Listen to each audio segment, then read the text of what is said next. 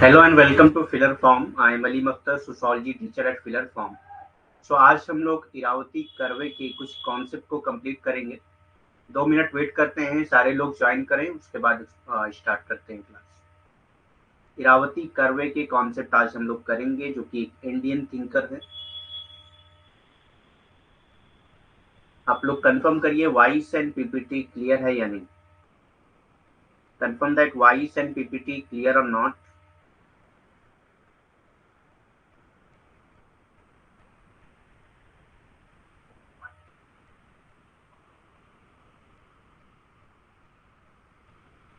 Okay, thank you.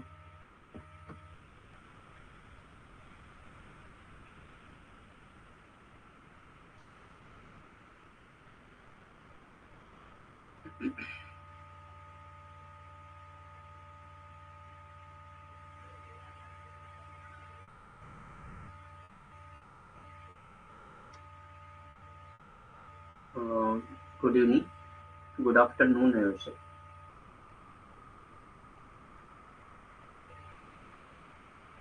ठीक है, तो स्टार्ट करते हैं।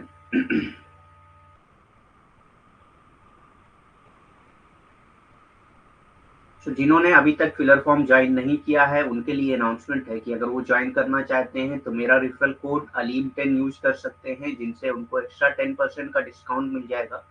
और ये फिलर फॉर्म के ऑल कोर्सेज पे एप्लीकेबल है। This referral code is applicable to all filler form courses. ठीक। और हमारी डेली क्लासेस जो है वो 3 PM पे होती हैं। इनकेस 3 PM पे कोई क्लास नहीं हो पाती है तो फिर 8 PM पे होती है। डेली क्लासेस 3 PM पे होती हैं। इनकेस अगर 3 PM पे क्लास नहीं हो पाती है तो फिर 8 PM पे होती है। ठीक। तो स्टार्ट करते हैं।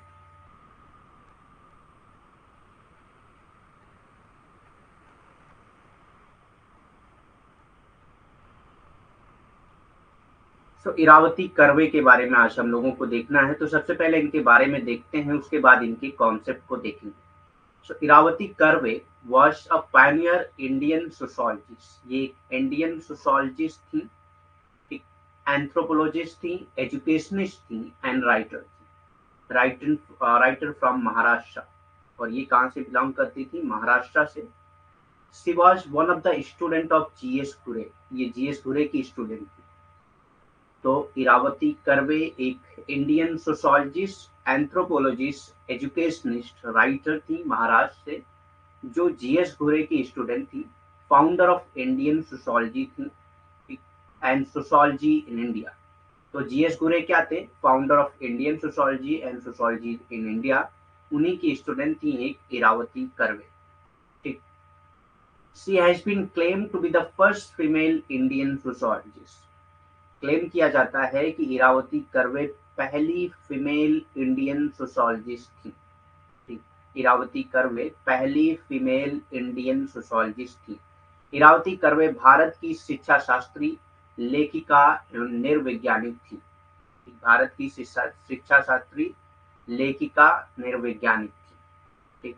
She was born on 15th December 1905। ठीक। बर्मा में इनका जन्म हुआ था 15 दिसंबर 1905 को। ठीक। एंड डेथ इनकी हुई थी पुणे में 11 अगस्त 1970। ठीक। डेथ हुई थी पुणे 11 अगस्त 1970। तो ये इनका बैकग्राउंड था। अब हम लोग देखते हैं इनके कॉन्सेप्ट कौन कौन से थे और कॉन्सेप्ट में इन्होंने क्या कहा है। तो सी वॉज अ चित्रण ब्राह्मण। ब्राह्मण के अलग अलग टाइप्स होते हैं, जिसमें इरावती कर्वे वॉज अ चित्रण ब्राह्मण। तो ये क्या थी? एक चित्रण ब्राह्मण थी। वो एक चित्रण ब्राह्मण थी। ठीक। तो ये चीज आपको याद रखना है, क्योंकि ये एग्जाम में पूछा गया है कि इरावती कर्वे जो है वो कौन सी ब्राह्मण थी। तो ही सी वॉज अ चित्रण ब्राह्मण।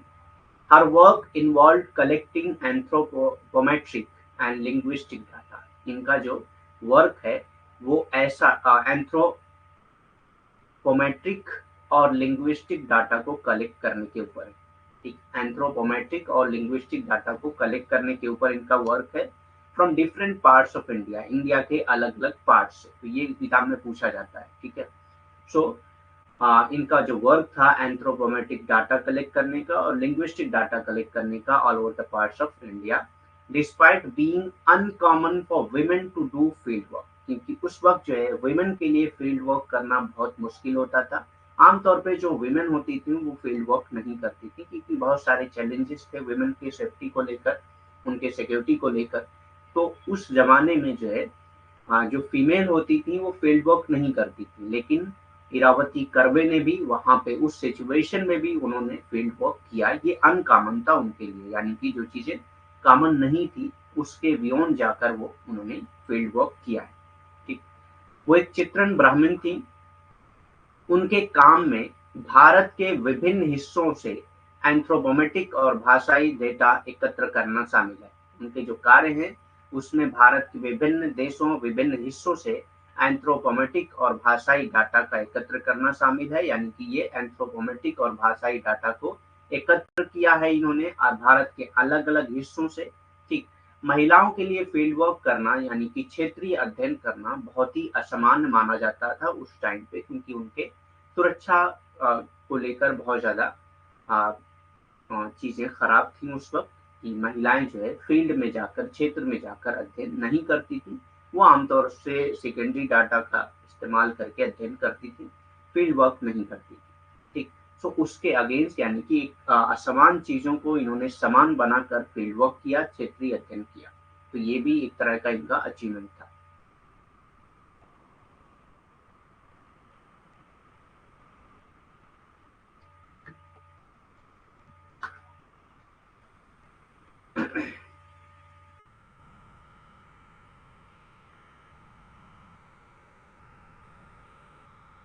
Iravati Karve was a pioneer Indian sociologist। तो ये तो हम लोग पढ़ चुके हैं कि she was a Indian pioneer sociologist as well as collecting folk songs। तो ये क्या करती थी, फोक सॉन्ग्स को कलेक्ट करती थी, जो लोरियां वगैरह होती नहीं है बचपन में जो हम लोगों को सुनाई जाती थी, वो क्या है, फोक सॉन्ग्स कहलाती हैं। सो लोरियां ये सब कलेक्ट करती थी ये, as well as collecting folk song and translating feminist poetry, और जो फेमिनिस्ट पोएट्री थी उनको ट्रांसलेट करती थी, इसीलिए माना जाता है कि एक राइटर भी थी। ठीक। सो इरावती कर्वे एक इंडियन सोशोलॉजिस्ट के साथ साथ फोक सॉन्ग को कलेक्ट करती थी और ट्रांसलेट करती थी जो भी फेमिनिस्ट पोएट्री होती थी उनको। सो इसीलिए इनको कंसिडर किया जाता है एज अ राइटर भी। ठीक। इरावती कर्वे एक अग्रणी भारतीय समाजशास्त्री थी। साथ ही साथ उन्होंने लोकगीतों का संग्रह किया है। तो इन्होंने लोकगीतों का संग्रह किया है, जो कि लोग हम लोग सुनते थे बचपन में। ठीक। लोकगीत वगैरह, लोकगीतों का इन्होंने संग्रह किया है और जो भी नारीवादी कविताएं थी उनका अनुवाद किया है। ठीक। इसीलिए इनको एक लेखक भी माना जाता है। हर major anthropological work are concerned with the following. इनका जो एंथ्रोपोलॉजिकल वर्क था वो क्या क्या था वो हम लोग देखेंगे। उनका प्रमुख मानव शास्त्रीय कार्य निम्नलिखित में से संबंधित है, यानी कि जो उनका एंथ्रोपोलॉजिकल वर्क था वो किससे रिलेटेड था, उनका जो मानव शास्त्रीय कार्य था वो किससे संबंधित था वो हम लोग देखेंगे। तो सबसे पहले आता है फिजिकल एंथ्रोपोलॉजी एंड आर्कियोलॉजी।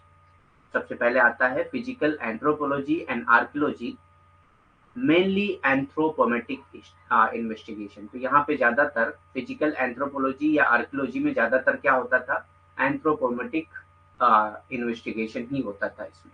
ठीक। भौतिक मानव विज्ञान और पुरातत्व, मानव विज्ञान कह सकते हैं आप। ठीक। भौतिक मानव विज्ञान और पुरातत्व का अध्ययन इन्होंने किया है। सबसे पहले मुख्य रूप से इसमें क्या होता है, मानव शास्त्रीय जांच होती है। मुख्य रूप से इसमें मानव शास्त्रीय जांच होती है। तो सबसे पहले आपको याद रखना है physical anthropology and archaeology. Directly आपसे पूरा डेफिनेशन पूरी डिटेल में नहीं पूछता है, बस सिर्फ यही पूछेगा कि उनका एंथ्रोपोलॉजिकल वर्क जो था वो किस किस से रिलेटेड था। तो पहला जो है वो है फिजिकल एंथ्रोपोलॉजी एंड आर्कियोलॉजी, यानी कि भौतिक मानव विज्ञान और पुरातत्व। दूसरा क्या है, कल्चरल एंथ्रोपोलॉजी था। दूसरा इनका था कल्चरल एंथ्रोपोलॉजी यानी कि सांस्कृतिक विज्ञान। दूसरा कल्चरल एंथ्रोपोलॉजी यानी कि सांस्कृतिक विज्ञान। किनशिप, जिसमें क्या आ जाता है, किनशिप आ जाता है, कास्ट आ जाता है, विलेज आता है, कम्युनिटी आती है, ट्राइब्स आती है। ठीक। Village, caste, community and tribes. ठीक। ये सारी चीजें इसमें आती हैं। तो सांस्कृतिक निर्विज्ञान ये दूसरा था इनका, दूसरा संबंध था इनके मानव शास्त्रीय अध्ययन से। तो इसमें आता है रिश्तेदारी, जाति, ग्राम, समुदाय, जनजातियां, जो संयुक्त एंडोलॉजिकल अध्ययन, लोकगीत, महाकाव्य, मौखिक परंपराएं, ये सारी चीजें, यानी कि जो फोक सॉन्ग वगैरह, ये सारी चीजें इनके कल्चरल एंथ्रोपोलॉजी में आ जाती है। ये दूसरा पार्ट था इनके एंथ्रोपोलॉजी का। तीसरा क्या है, सोशियो इकोनॉमिक सर्वे। ठीक, तीसरा जो एंथ्रोपोलॉजिकल वर्क था इनका, उन वो किससे संबंधित था, सोशियो इकोनॉमिक सर्वे से संबंधित था, यानी कि सामाजिक आर्थिक सर्वेक्षण से संबंधित था। वीकली मार्केट्स का इन्होंने अध्ययन किया है, डैम डिस्प्लेस का अध्ययन किया है, अर्बनाइजेशन का, पास्चुरलिस्ट का, स्पेशियल ऑर्गेनाइजेशन, ये सारी चीजों का अध्ययन इन्होंने किया है सोशियो इकोनॉमिक सर्वे में, यानी कि इस तरह का सर्वे किया है वीकली मार्केट्स का, डैम डिस्प्लेस का। तो डायरेक्टली आपसे क्वेश्चन पूछा जाता है कि किसने डीपली वीकली मार्केट्स का economic survey, socio economic survey किया है। So it is Irawati Karve. ठीक, तो साप्ताहिक बाजार जो होती हैं, बांध विस्थापित जो लोग हुए थे, शहरीकरण जो हुआ है, देहाती स्थानिक संगठन, ये सारी चीजों का हाँ, देहाती नहीं होगा, पैस्टोरलिस्ट कहते हैं जो चरवाहे होते हैं, चरवाहे हैं, स्थानिक संगठन है, इन सब का इन्होंने सर्वेक्षण किया है। ठीक, चौथा पार्ट है contemporary social comment. Contemporary social comments, जिसमें आते हैं विमेन, लैंग्वेज एंड रेस। ठीक, तो ये अलग अलग पार्ट्स हैं उनके एंथ्रोपोलॉजी के। चौथा है contemporary social comments like women, language and race, समकालीन सामाजिक टिप्पणियां जिसमें महिला, भाषा और जाति आती। ठीक, kinship from India, kinship form of India, ज्यादातर इरावती कर्वे से जो क्वेश्चन पूछे जाते हैं वो उनके किनशिप फॉर्म से ही क्वेश्चन पूछे जाते हैं। भारत का नातेदारी रूप। ठीक, ज्यादातर जो भी इरावती कर्वे से क्वेश्चन पूछे जाते हैं वो उनके जो नातेदारी का अध्ययन था उसी से क्वेश्चन पूछा जाता है। तो किनशिप फॉर्म्स ऑफ इंडिया में सबसे पहले आता है kinship patterns identified by Karve in the book kinship organization in India, यानी कि इंडिया में जो किनशिप पैटर्न्स हैं उसका अध्ययन किया है इरावती कर्वे ने और उसको लिखा है अपनी एक बुक जिसका नाम है organization, kinship organization in India. इसी में ही इन्होंने किनशिप पैटर्न्स के बारे में बात किया है। कर्वे द्वारा अपनी पुस्तक किनशिप ऑर्गेनाइजेशन इन इंडिया में पहचान किए गए नातेदारी पैटर्न है, यानी कि नातेदारी पैटर्न का अध्ययन उन्होंने किया है और इस पैटर्न को उन्होंने लिखा है अपनी बुक, अपनी पुस्तक किनशिप ऑर्गेनाइजेशन इन इंडिया में। इंडो यूरोपियन एंड सांस्कृतिक ऑर्गेनाइजेशन इन नॉर्दर्न जोन, उसके बाद इन्होंने अध्ययन किया है इंडो यूरोपियन और सांस्कृतिक ऑर्गेनाइजेशन इन नॉर्दर्न जोन, यानी कि नॉर्दर्न जोन में जो भी सांस्कृतिक ऑर्गेनाइजेशन थे इंडो यूरोपियन थे उनका अध्ययन किया है। उत्तरी क्षेत्र में भारत यूरोपीय या सांस्कृतिक संगठन का अध्ययन इन्होंने किया है। Dravidian kinship in the southern zone, southern zone में इन्होंने ड्रेविडियन किनशिप का अध्ययन किया है। दक्षिणी क्षेत्र में इन्होंने द्रविड़ रिश्तेदारी का अध्ययन किया है। ये सारे क्वेश्चन पूछे जा चुके हैं एग्जाम में। Central zone of mix pattern, ठीक, central zone of mix pattern example found in Maharashtra, यानी कि सेंट्रल जोन में मिक्स पैटर्न होती थी किनशिप की, जैसे कि महाराष्ट्र में पाई जाती है। मिश्रित पैटर्न कहाँ पे होता था, केंद्रीय क्षेत्र में होता था, जैसे महाराष्ट्र। ठीक, Mundari kinship system in the east, east में इन्होंने मुंदारी किनशिप सिस्टम का पैटर्न बताया है, यानी कि ईस्ट में जो किनशिप सिस्टम होता है उसका पैटर्न क्या होता है, मुंदारी किनशिप का होता है। ठीक, पूर्व में मुंदारी नातेदारी व्यवस्था का अध्ययन इन्होंने किया है। तो ये आपको याद रखना है कि कौन से क्षेत्र में किसका अध्ययन किया है। तो ईस्ट में मुंदारी यानी कि पूर्व में मुंदारी और सेंट्रल में मिक्स पैटर्न का, ठीक, यानी कि केंद्र में मिश्रित पैटर्न का अध्ययन किया है। साउथ में द्रविडियन का, ठीक, दक्षिण में द्रविड़ रिश्तेदारी का और नॉर्दर्न जोन में इंडो यूरोपियन और सांस्कृतिक ऑर्गेनाइजेशन का, ठीक, उत्तरी क्षेत्र में भारत यूरोपीय और सांस्कृतिक संगठन का।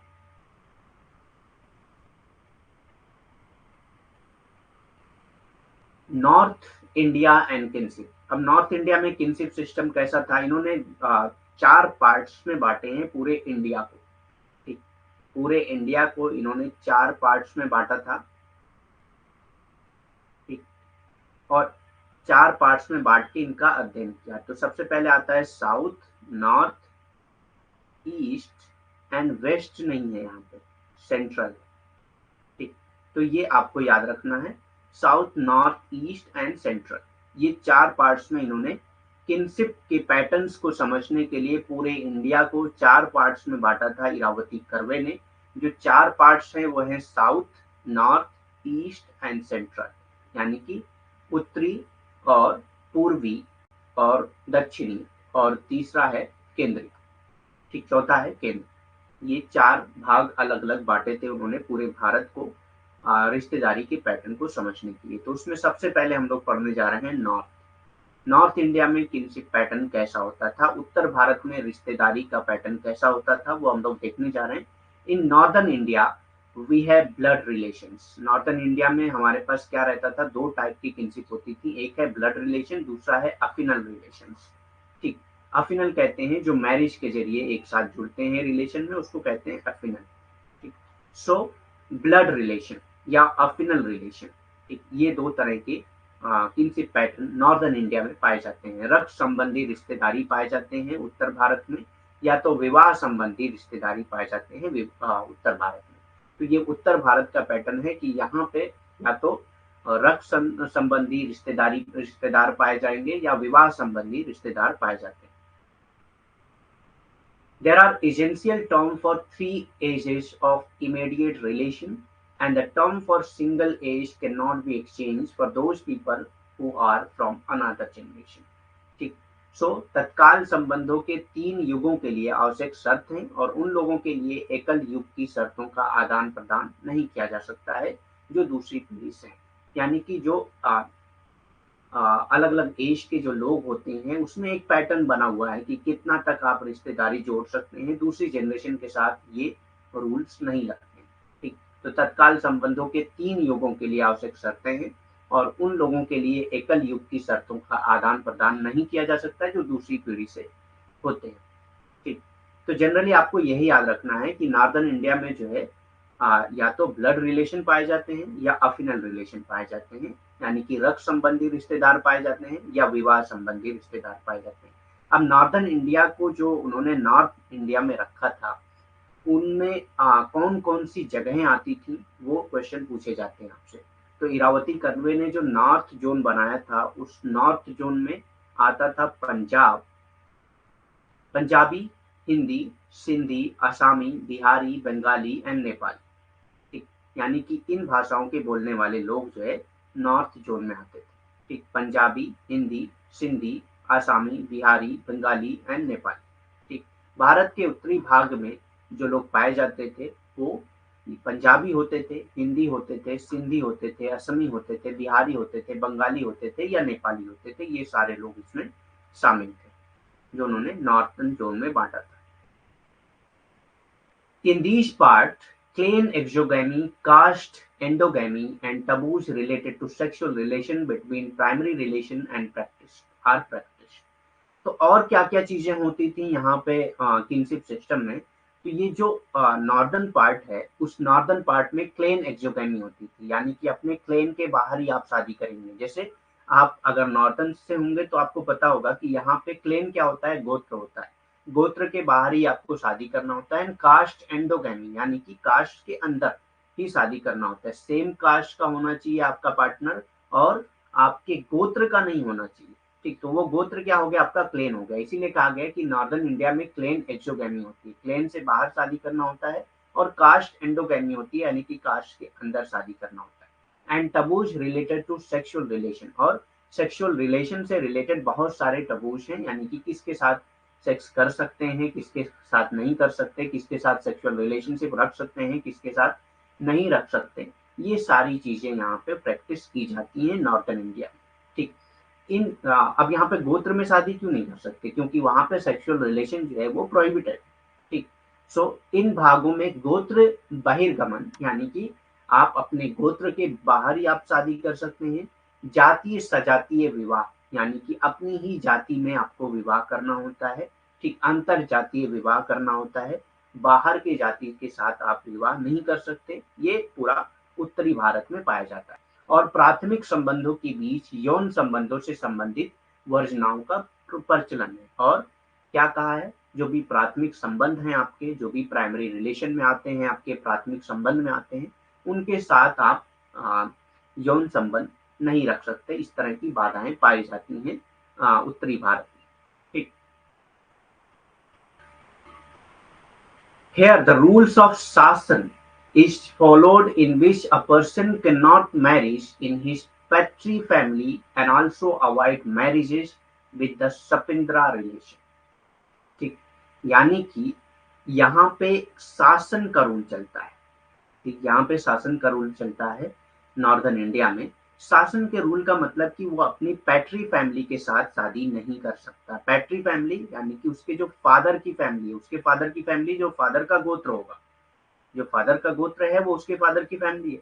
ठीक, तो उस फैमिली में वो शादी नहीं कर सकता। और सपिंड्रा रिलेशन को यहाँ पे अवॉइड किया जाता है, सपिंड्रा मैरिज को यहाँ पे अवॉइड किया जाता है। ठीक, तो here the rules of शासन is followed in which a person cannot marry in his patri family and also avoid marriages with the Sapindra relation. यहाँ शासन के नियम का पालन किया जाता है। ठीक, शासन के नियम का पालन का क्या मतलब होता है कि एक व्यक्ति अपने पितृ परिवार में विवाह नहीं कर सकता, यानी कि जो उसके पिता का परिवार है उसमें विवाह नहीं कर सकता, पिता का जो गोत्र है उसमें वो विवाह नहीं कर सकता है, और सपिंद्रा संबंध वालों से विवाह नहीं कर सकता है। तो ये सारे रिस्ट्रिक्शंस यहाँ पे होते थे। ठीक, इंडिया में जो है, जो नॉर्दर्न पार्ट्स हैं उनके बीच में ये सारे रिलेशंस होते थे। तो आपको पता चल गया कि कितने पार्ट्स जो है इंडिया में पाए जाते हैं, जो भी मतलब इरावती कर्वे ने बांटा है। तो एक है नॉर्दर्न पार्ट, दूसरा है सदर्न पार्ट, तीसरा है ईस्टर्न पार्ट, और चौथा है सेंट्रल पार्ट। तो आपको वेस्ट छोड़ के बाकी आपको देखना है। क्या है सपिंडा मैरिज, किसको कहते हैं? सपिंडा मैरिज कहते हैं जो क्या कहेंगे, आपके जो प्राइमरी रिलेशन में आते हैं, जैसे कजिन वगैरह हो गए, आपकी खाला के बेटे, चाचा के बेटे, ये सब सपिंद्रा रिलेशन में आते हैं। ठीक, ये सब सपिंद्रा रिलेशन में आते हैं।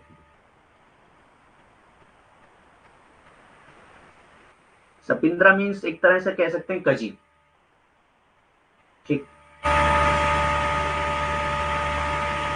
समझ में आ गया?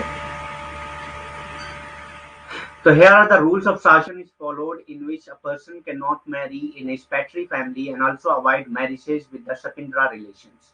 यहाँ शासन के नियम का पालन किया जाता है, जिसमें कोई व्यक्ति अपने पितृ परिवार में विवाह नहीं कर सकता है और सपिंद्र संबंध वालों से विवाह नहीं कर सकता, यानी कि अपने कजिन से विवाह नहीं कर सकता है। Brahmanic has gotras which are an exogamous unit, यानी कि जो ब्राह्मणिक होते हैं उनमें गोत्राज होते हैं, जो एक्सोगैमस यूनिट होती हैं, यानी कि गोत्र के बाहर ही आपको शादी करना होता है। At times these caste are also classified into exogamous and endogamous gotras, और कुछ ऐसे कास्ट होते हैं जिनको एक्सोगैमस और एंडोगैमस गोत्राज में भी क्लासिफाइड किया जा सकता है। यानी कि नॉर्दर्न इंडिया में ही कुछ ऐसे भी क्लेन पाए जाते हैं जिनके अंदर एंडोगैमस होता है, यानी कि विद इन गोत्र शादी कर सकते हैं, और कुछ गोत्र ऐसे पाए जाते हैं जिनमें एक्सोगैमस होता है, यानी कि आउटसाइड गोत्र शादी करना। ठीक, तो दोनों तरह के लोग पाए जाते हैं। ब्राह्मणों के गोत्र में जो एक बहिर्विवादी इकाई है, ठीक, ब्राह्मण के जो है गोत्र होते हैं जो एक बहिर्विवाही इकाई है, यानी कि उस गोत्र के बाहर ही आपको शादी करना है। कई बार इन जातियों को बहिर्विवाही और अंतर्विवाही गोत्र में भी वर्गीकृत किया जाता है। ठीक, तो आप जो है इन जातियों को कभी बहिर्विवाही भी कह सकते हैं और कुछ जातियों को आप अंतर्विवाही भी कह सकते हैं। जहाँ पे गोत्र के अंतर शादी करना अलाउ होता है वो अंतर्विवाही गोत्र होते हैं, और जहाँ पे नहीं होता है वो बहिर्विवाही गोत्र होते हैं। ठीक, तो ये हो गया नॉर्दर्न इंडिया के बारे में पूरा। अब फीचर्स क्या है नॉर्दर्न इंडिया की, जो किनशिप सिस्टम है, किनशिप पैटर्न्स हैं, उनके फीचर्स क्या हैं, विशेषताएं क्या हैं। Features of northern kinship in India, Bharat में उत्तरी रिश्तेदारी की विशेषताएं क्या क्या है। इसमें टेरिटोरियली होती है, यानी कि हर टेरिटरी में हर जगह पे रिश्तेदारी का जो किनशिप सिस्टम है वो बदलता रहता है। ठीक, टेरिटोरियल होती हैं, ये क्षेत्रीय होती हैं। जो रिश्तेदार होते हैं वो क्षेत्रीय होते हैं, आप ही के क्षेत्र के सारे रिश्तेदार होते हैं। टबूश इसमें बहुत सारी होती हैं वर्जनाएं, जैसे हमने अभी पढ़ा कि सेक्सुअल रिलेशन में टबूश होते हैं। ठीक, कि कजिन के साथ आप जो है सेक्सुअल रिलेशन नहीं रख सकते। टबूश मीन्स होता है किसी चीज से रोकना, रिस्ट्रिक्शन। रिस्ट्रिक्शन जैसे taboos related to sexual relation. Incest taboo जिसको कहा जाता है, इंसेस्ट कहते हैं भाई बहन या कजिन, ये सारे लोग इंसेस्ट में आ जाते हैं। इंसेस्ट टबू यानी कि सेक्सुअल रिलेशनशिप से इनको रोकना, वही कहलाता है टबू। ठीक, वर्जनाएं होती हैं, रोकथाम जो होती है। ठीक, जीनियोलॉजी, वंशावली, ये सारे फीचर हैं नॉर्थन इंडिया के। एक्सोगैमी, लोकल, बहिर्विवाही। ठीक, स्थानीय होती है बहिर्विवाही। बहिर्विवाही स्थानीय यानी कि आप अपने स्थान में ही जहाँ पे रह रहे हैं वहां पे शादी नहीं कर सकते, उसके बाहर शादी करना होता है। ये सारी फीचर्स नॉर्थन इंडिया के होते हैं। तो ये एक पूरा मतलब खाका था नॉर्थन इंडिया के बारे में। इरावती कर्वे ने यहाँ की रिश्तेदारी के बारे में क्या क्या बातें की थी। ठीक, इसके बाद हम लोग सेंट्रल इंडिया के बारे में देखने जा रहे हैं। किनशिप एंड सेंट्रल इंडिया, रिश्तेदारी और मध्य भारत। ठीक, रिश्तेदारी और मध्य Bharat. It includes areas like Rajasthan, Gujarat, कथियावाड़, Chhattisgarh, Odisha, Maharashtra. ठीक, तो ये सारे रीजन आते हैं सेंट्रल इंडिया में। इरावती कर्वे के ने जो जोन बनाया था किनशिप का, उसमें जो सेंट्रल जोन है उसमें राजस्थान आता है, गुजरात, कथियावाड़, छत्तीसगढ़, ओडिशा एंड महाराष्ट्र आता है। देयर लैंग्वेजेस बीइंग राजस्थानी, इनकी लैंग्वेज क्या होती थी?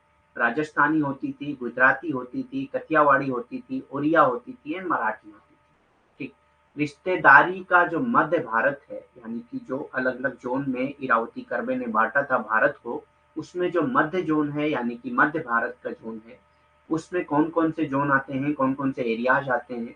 तो आते हैं राजस्थान, गुजरात, कथियावाड़, छत्तीसगढ़, उड़ीसा, महाराष्ट्र जैसे क्षेत्र यहाँ पे आते हैं। और इनकी जो भाषाएं होती थी वो या तो राजस्थानी होती थी, गुजराती होती थी, कठियावाड़ी होती थी, उड़िया होती थी या मराठी होती थी। ठीक, तो ये आपको पता चल गया कि वो रीजन कौन कौन सा था और उनकी भाषा कौन कौन सी थी।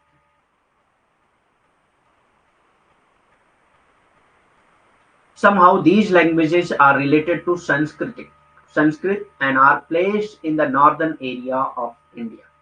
ठीक, तो ये कुछ कहीं ना कहीं संस्कृति ये जो है नॉर्दर्न जोन से रिलेटेड है। ठीक है, क्योंकि बिहारी और ये सारी चीजें आती हैं उसमें। तो ये स्लाइड थोड़ा सा ऊपर नीचे हुई है, तो ये नॉर्दर्न जोन का ही है। तो जो लैंग्वेज है बिहारी, पंजाबी, ये सारी लैंग्वेजेस जो है संस्कृत से जुड़ी हुई हैं और ये नॉर्दर्न इंडिया में होती है। ठीक, तो ये बहुत इंपॉर्टेंट है।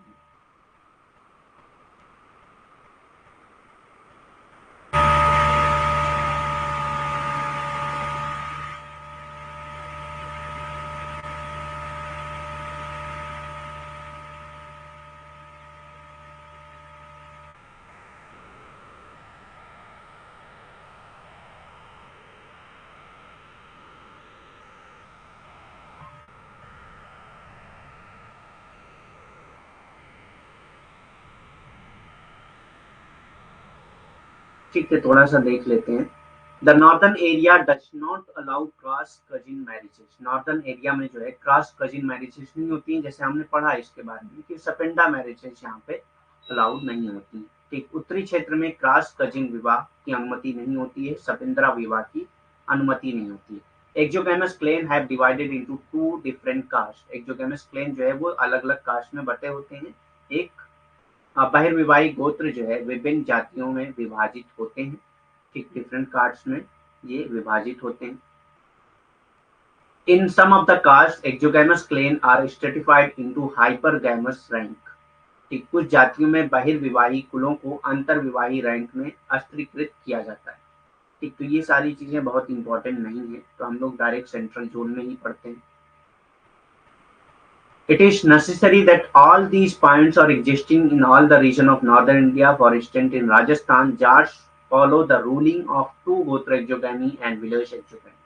ठीक, तो राजस्थान में कैसा फॉलो किया जाता है? राजस्थान के जो जाट हैं वो दो गोत्र एक्सोगेमी को फॉलो करते हैं, और विलेज एक्सोगेमी को, यानी कि अपने दो गोत्र के बीच में शादी नहीं कर सकते, और विलेज एक्सोगेमी होती है यानी कि अपने गांव में शादी नहीं कर सकते। ये राजस्थान के जाट इसको फॉलो करते हैं।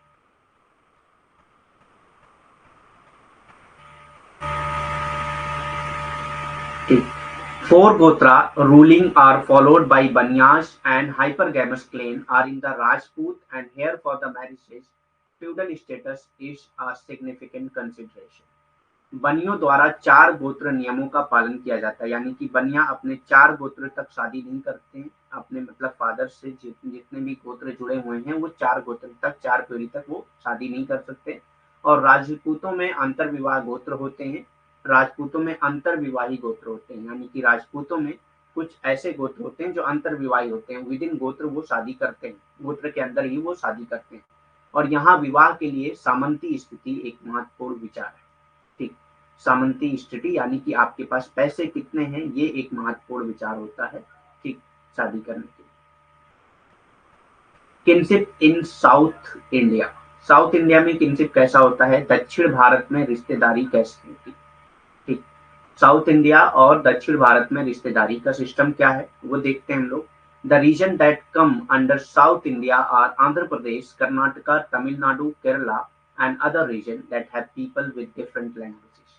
तो अलग अलग लैंग्वेज के बोलने वाले इसमें शामिल होते हैं। इसमें जो रीजन होता है वो आंध्र प्रदेश, कर्नाटका, तमिलनाडु, केरला, ये सारे रीजन शामिल होते हैं। दक्षिण भारत का जो क्षेत्र है, इरावती कर्वे ने जो बांटा था, उसमें जो दक्षिण भारत में जो इन्होंने क्षेत्र रखे थे उसमें आता है आंध्र प्रदेश, कर्नाटक, तमिलनाडु, केरल और अन्य क्षेत्र हैं जहां विभिन्न भाषाएं बोली जाती है। ठीक। जैसे केरला में मलयालम बोली जाती है, आंध्र प्रदेश में तेलुगु बोली जाती है, तेलुगु ही ना, ठीक, तेलुगु बोली जाती है। ठीक। तो इस तरह से अलग अलग लैंग्वेजेस बोले जाते हैं। It is complex to study the southern area as they are dominated by the patri local and patri linear system. तो साउदर्न एरिया जो है वो पैट्री लोकल और पैट्री लीनियर सिस्टम से डोमिनेट की जाती है। यहाँ पे मतलब पैट्री लोकल और पैट्री लीनियर सिस्टम होता है। पैट्री लोकल कहाँ किसको कहते हैं, मैरिज के बाद अगर आप फादर के घर रह रहे हैं, हस्बैंड एंड वाइफ, तो ये पैट्री लोकल कहलाता है। पैट्री लीनियर कहते हैं कि अगर फादर के पास सन को प्रॉपर्टी ट्रांसफर हो रही है तो ये पैट्री लीनियर कहते हैं। तो ये साउथ इंडिया में ये सारी चीजें थी। शादी के बाद लोग फादर के घर जाके रहते थे, और पैट्री लीनियर यानी कि फादर के बाद जो प्रॉपर्टी है वो सन को दी जाती है। ठीक। And in some areas matrilineal and matri local system, यानी कि दोनों सिस्टम पाए जाते हैं पूरे साउथ इंडिया में। साउथ इंडिया के बारे में, पूरे साउथ इंडिया के बारे में अगर देखें जो इन्होंने जोन बांटा था, तो उसमें दोनों सिस्टम पाए जाते हैं, पैट्री लोकल, मैट्रीलिनियर भी पाए जाते हैं, मैट्री लोकल सिस्टम या मैट्रीलिनियर सिस्टम भी पाए जाते हैं। तो इसीलिए कहा जाता है कि इसको पढ़ना थोड़ा सा कॉम्प्लेक्स है, एक थोड़ा सा कठिन। दक्षिण क्षेत्र का अध्ययन करना जटिल है। जटिल क्यों है, क्योंकि इसमें पितृ स्थानीय और पितृ सत्तात्मक व्यवस्था का प्रभुत्व है। ठीक। और वहीं साथ साथ में मात्र सत्तात्मक और मात्र स्थानिक व्यवस्थाएं भी पाई जाती है। ठीक। ज्यादातर जो है पितृ स्थानीय और पितृ सत्तात्मक व्यवस्था पाई जाती है, लेकिन मात्र सत्तात्मक और मात्र स्थानिक व्यवस्थाएं भी पाई जाती हैं। इसीलिए इसको पढ़ना थोड़ा सा जटिल है, इसका अध्ययन करना थोड़ा जटिल है। If we compare southern and northern kinship, we can state that in southern area, we can say that there is no difference between the family of birth and the family of marriage. ठीक। तो यहाँ पे family of birth और family of marriage में कोई फर्क नहीं होता है, जबकि नॉर्दर्न इंडिया में फैमिली ऑफ बर्थ अलग होती है। फैमिली ऑफ बर्थ यानी कि जो ब्लड रिलेशन होते हैं वो अलग होते हैं, और फैमिली ऑफ मैरिज दोनों अलग होती है। ठीक। जबकि साउथ इंडिया में कोई फर्क नजर नहीं आता है कि कौन शादी से मतलब रिलेशन में आया है और कौन बाई बर्थ रिलेशन में आया है। ठीक। जबकि नॉर्थर्न इंडिया में क्लियर कट डिफरेंस होता है। ठीक। नॉर्थर्न इंडिया में ब्लड रिलेशन और मैरिज रिलेशन दोनों अलग अलग होते हैं, क्लियर कट डिफरेंस आप देख सकते हैं, जबकि साउथ इंडिया में ये डिफरेंस आप नहीं देख सकते। So here we can say we see marriages are used to strengthen the kinship relation. तो यहाँ पे साउथ इंडिया में किनशिप रिलेशन को मजबूत करने के लिए शादी की जाती थी विद वन अनदर। ठीक। In south India there are two sets of line that guide people or descents with whom one can marry and second with whom we can one can not marry. तो यहाँ पे दो system है, दो system बनाए गए थे south India में। एक लाइन ऐसी थी जिसके जरिए आप शादी कर सकते हैं, जिसके साथ आप शादी कर सकते हैं, और एक ऐसी थी जिसके साथ आप शादी नहीं कर सकते। ठीक,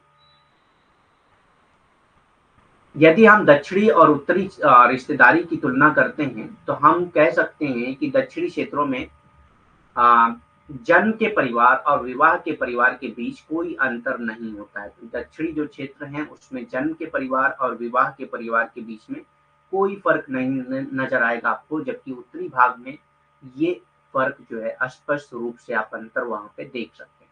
अतः हम ये देखते हैं कि विवाह का प्रयोग एक दूसरे के साथ सगे संबंधों को मजबूत करने के लिए किया जाता है।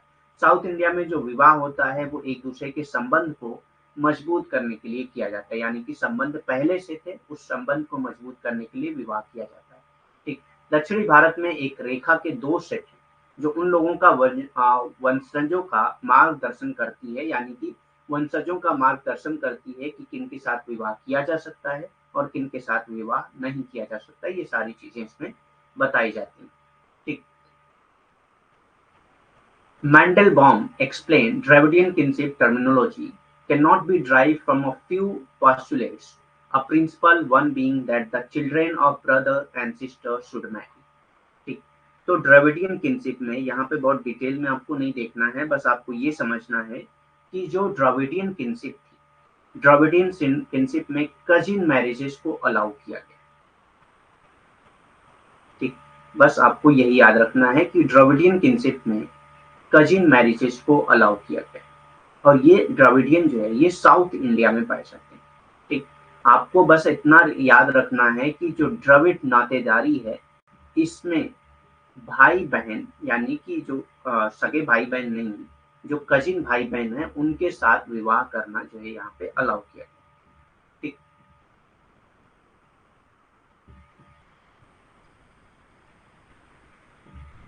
ठीक, मेंडलबॉम द्रविड़ नातेदारी शब्दावली की व्याख्या करते हैं। कुछ अभिधारणाओं से प्राप्त किया जा सकता है कि जिसमें एक मुख्य है कि भाई और बहन के बच्चों को विवाह करना चाहिए, यानी कि भाई और बहन के बीच में जो बच्चे हैं, यानी कि क्रॉस कजिन कह सकते हैं, cross cousin marriages.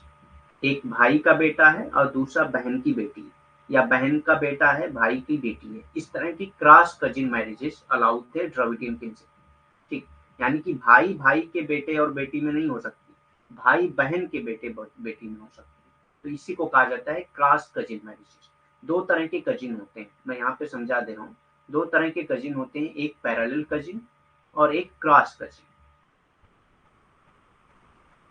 Parallel cousin कहते हैं जो जैसे आपके फादर के जितने भाई हैं उनके बच्चे आपके क्या कहलाएंगे, पैरेलल कजिन कहलाएंगे, लेकिन आपके फादर के बहन के जितने बच्चे हैं वो आपके क्रॉस कजिन कहलाएंगे। ठीक, क्योंकि यहाँ पे दोनों का लिंग, दोनों का सेक्स अलग है। ठीक, भाई बहन के बच्चे आपस में क्रॉस कजिन कहलाएंगे, भाई भाई के बच्चे आपस में पैरेलल कजिन कहलाएंगे, बहन बहन के बच्चे आपस में पैरेलल कजिन कहलाएंगे। ठीक, समझ में आ गया ये।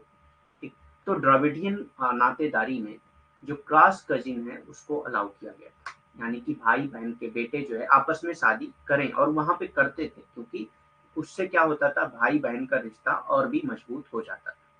ठीक, उससे भाई बहन का रिश्ता और भी मजबूत हो जाता था।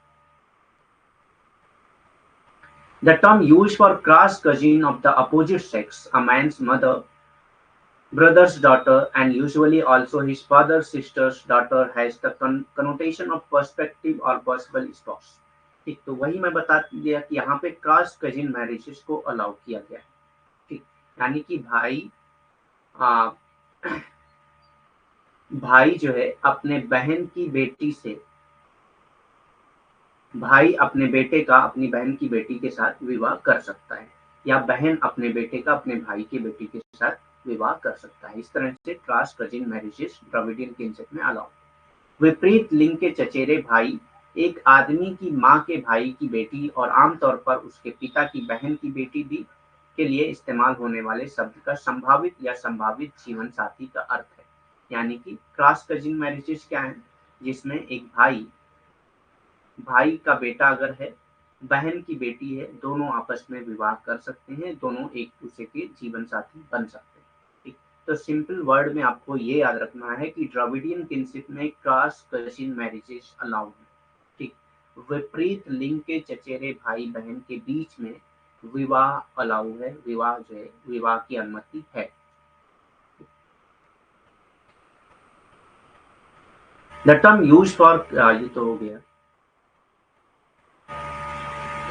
Bye extension all potential mates are called cross cousin. ठीक, तो ये जो जितने भी पोटेंशियल मेट्स हैं उनको क्रॉस कजिन कहा जाता है। विस्तार में ये कह सकते हैं सभी संभावित साथियों का क्रॉस भाई बहन कह सकते हैं। ठीक, so therefore marriages are used to strengthen the ties among each other. तो यही मैंने बताया कि भाई बहन के रिश्ते को मजबूत करने के लिए यहाँ पे इस तरह की शादियां होती थी। ठीक, तो यही याद रखना है आपको, बहुत डीपली नहीं याद रखना है। भाई बहन के रिश्ते को मजबूत करने के लिए इस तरह की शादियां होती थी। After all, his analysis, Noor Yelman says, brother and sister must be separated, but their offspring must be united.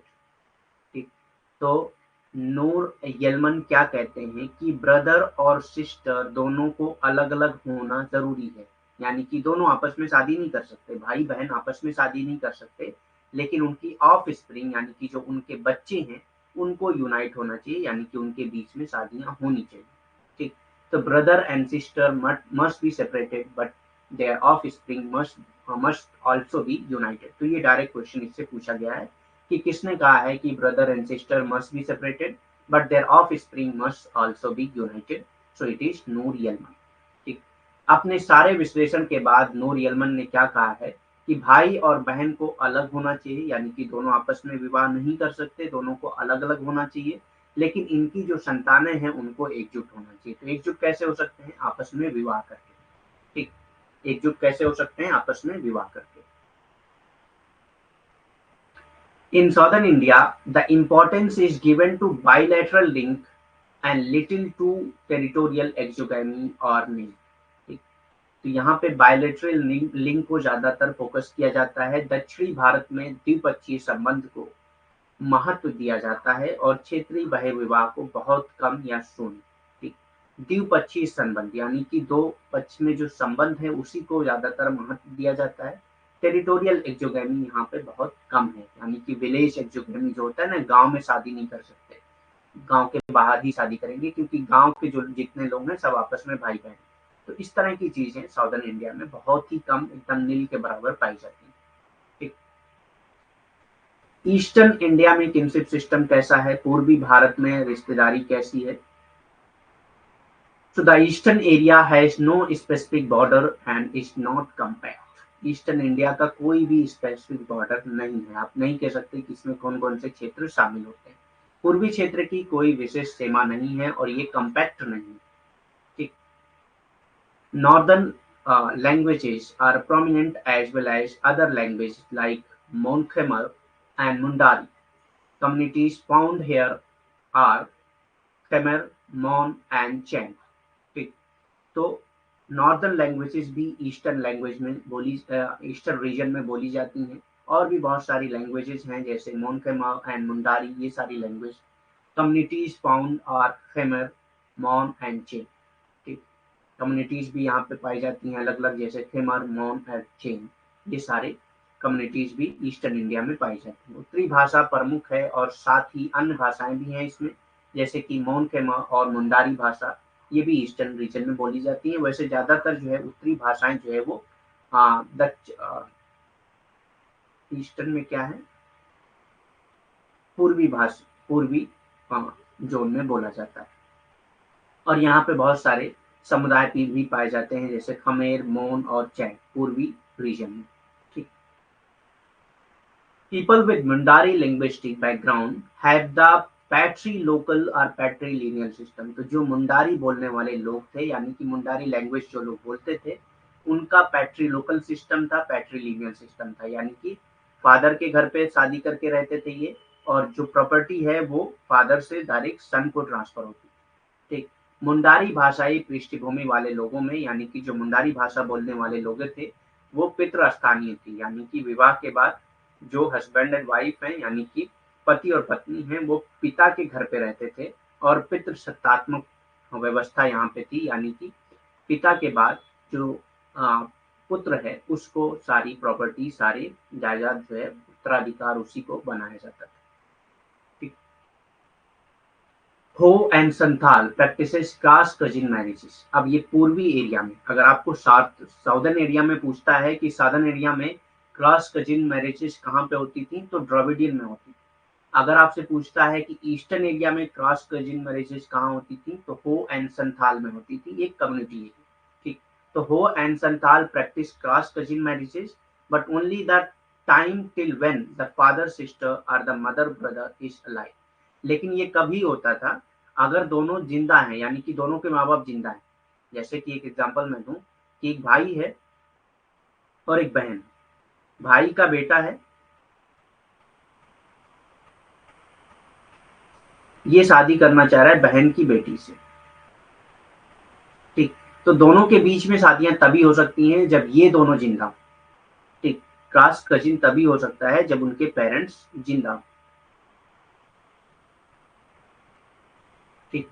तो Ho and Santal practices cross cousin marriages but only the time till when the father sister or the mother brother is alive. Marriage with the daughter is not allowed. ठीक। Marriage with the daughter is not allowed, daughter के साथ marriage जो है यहाँ पे allowed नहीं। ठीक। तो Ho and Santhal practices cross cousin marriages till the time when the father sister, यानी कि फादर की बहन जिंदा हो और मदर का भाई जिंदा हो। ठीक। हो एंड संथाल यानी कि दोनों भाई बहन जिंदा हो तभी इनके बेटों बेटियों के बीच में शादी हो सकती है।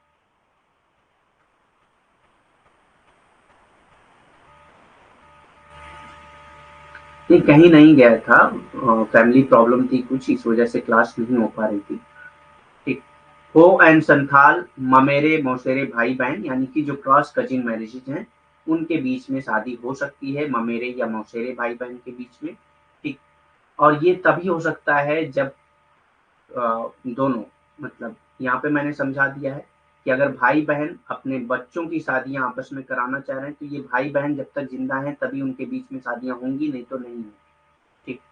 हो एंड संताल ममेरे भाई बहन के विवाह का अध्ययन करते हैं, लेकिन केवल तब तक जब तक पिता की बहन या माता का भाई जीवित है।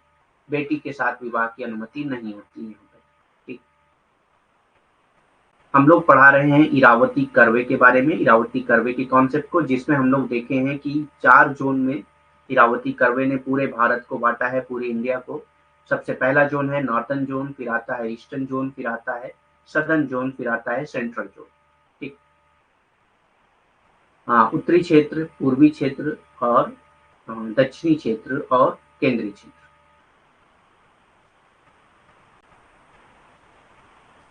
Therefore, cross cousin marriages is rare to be seen. इसीलिए जो है ईस्टर्न एरिया में क्रॉस कजिन मैरिजेस बहुत कम देखी जाती है।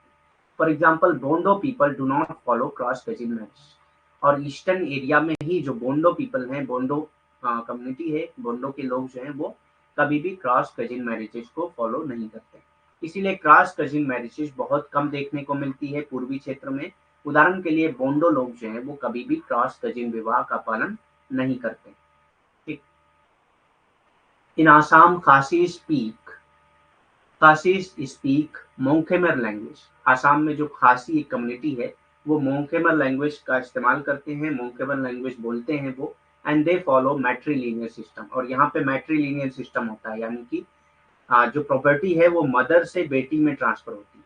ठीक। लाइक नायर, जैसे केरला में नायर्स में होता है, but they are not completely similar, लेकिन दोनों सिमिलर नहीं।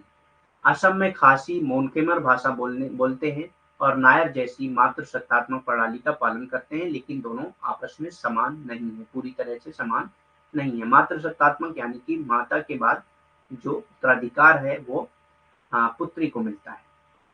ठीक। In Nair's case, matrilineal joint family exists and husband wishes vocationally. Khasis have a joint family with a common worship place and graveyard. But the husband wife live in a small house of their own. ठीक, तो क्या है नायर्स और खासी में difference? दोनों मैट्रिलिनियल system को follow करते हैं, यानी कि दोनों में जो है जो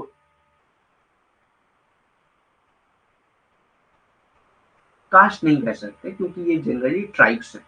ठीक, सो नायर्स और खासी में डिफरेंस क्या है? नायर्स एंड खासी दोनों मैट्रिलिनियल सिस्टम को फॉलो करते हैं, यानी कि प्रॉपर्टी यहाँ पे गर्ल्स में ट्रांसफर होती है, मदर से पुत्री में ट्रांसफर होती है, यानी कि मदर से डॉटर में ट्रांसफर होती है। ठीक, तो नायर्स में क्या है, प्रॉपर्टी डॉटर के पास तो होती है और जो उसका हस्बैंड है वो टाइम टाइम पे उससे मिलने आता है। ठीक, बाकी वो उसके साथ रहता नहीं है, टाइम टाइम पे मिलने आता है, बस इतना है नायर्स में। जबकि खासी में क्या है कि प्रॉपर्टी तो वाइफ को ही ट्रांसफर होती है, यानी कि जो उसकी वाइफ है उसके मदर से उसको ट्रांसफर होती है। ठीक, यानी कि यहाँ पे आप ये कह सकते हैं कि मदर से डॉटर में प्रॉपर्टी तो ट्रांसफर होती है, लेकिन जो हस्बैंड है वो टाइम टाइम पे नहीं मिलने आता है, बल्कि दोनों एक स्मॉल हाउस पे अलग जगह पे एक साथ रहते हैं। ठीक, तो ये डिफरेंस है नायर्स एंड खासी। नायर के मामले में मात्र सत्तात्मक संयुक्त परिवार मौजूद है और पति कभी कभार आता है। ठीक, मात्र सत्तात्मक संयुक्त परिवार होता है, यानी कि माता के साथ उनकी बेटियां रहती हैं, संयुक्त परिवार होता है, लेकिन उनका पति जो है कभी कभार आता रहता है। जबकि खासी में फर्क क्या है कि इनका भी संयुक्त परिवार होता है, मात्र सत्तात्मक होता है, यानी कि माता से पुत्री के बीच में उत्तराधिकार ट्रांसफर होता है, प्रॉपर्टी ट्रांसफर होती है, लेकिन इनका जो पति है वो कभी कभार नहीं आता है, बल्कि इनका पूजा स्थल भी सेम होता है, कब्रिस्तान भी सेम होती है, लेकिन पति पत्नी एक साथ रहते हैं किसी छोटे घर में। ठीक?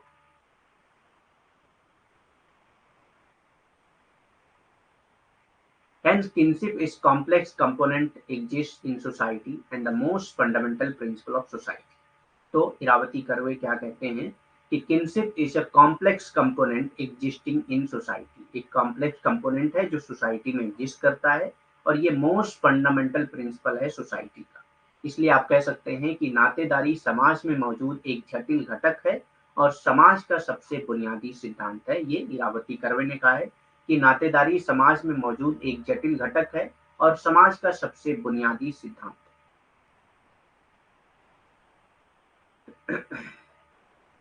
Different regions in India follow different type of kinship system, and there are many factors which have brought changes in kinship, such as migration, uh, education, mobility etcetera. यानी कि इंडिया में अलग अलग रीजन में अलग अलग तरह के किनशिप पाए जाते हैं और किनशिप में भी बहुत सारे चेंजेस आ चुके हैं, माइग्रेशन की वजह से, एजुकेशन की वजह से, मोबिलिटी की वजह से। भारत के अलग अलग क्षेत्रों में अलग अलग प्रकार की नातेदारी व्यवस्था पाई जाती है और इन नातेदारी व्यवस्था रिश्तेदारी व्यवस्था में भी बदलाव आए हैं।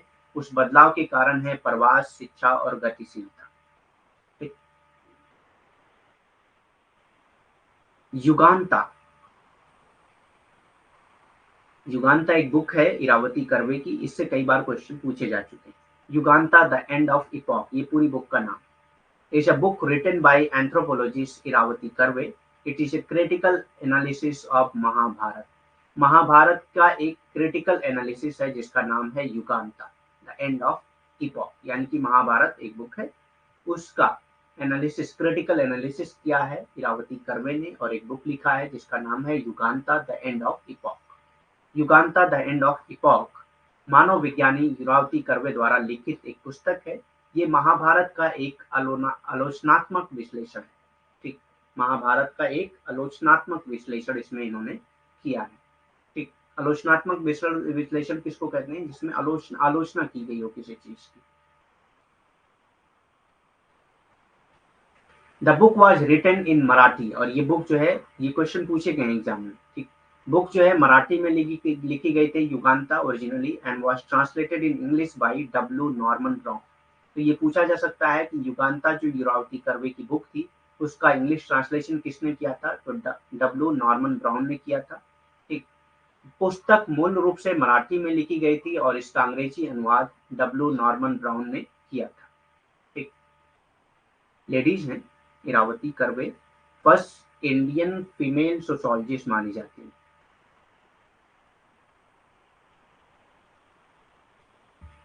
ठीक, अब इनहेरिटेंस के बारे में इरावती करवे क्या कहती हैं, ये कल हम लोग देखेंगे, क्योंकि ये थोड़ा सा लंबा है। मिताक्षरा, दया भागा, ये सारी चीजें इसमें आती हैं।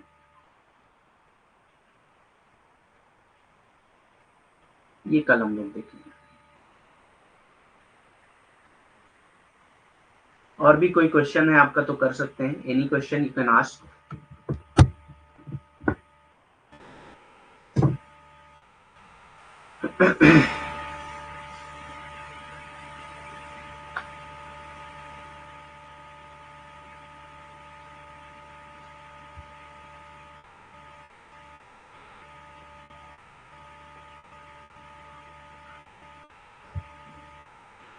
ठीक है, फिर लीव करते हैं। Thank you very much, have a nice day.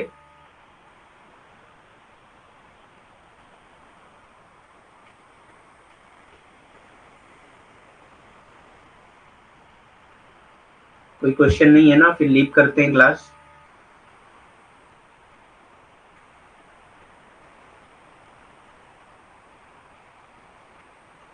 Thank you very much, have a nice day. Class का मैसेज नहीं आया, हो सकता है कुछ नेटवर्क प्रॉब्लम रही हो, क्योंकि बाकी लोगों ने तो क्लास ज्वाइन किया था। चलिए देखिए, आज नहीं आया था, अगर कल नहीं आता है फिर आप बताइएगा, देखते हैं क्या दिक्कत आ रही है उसमें।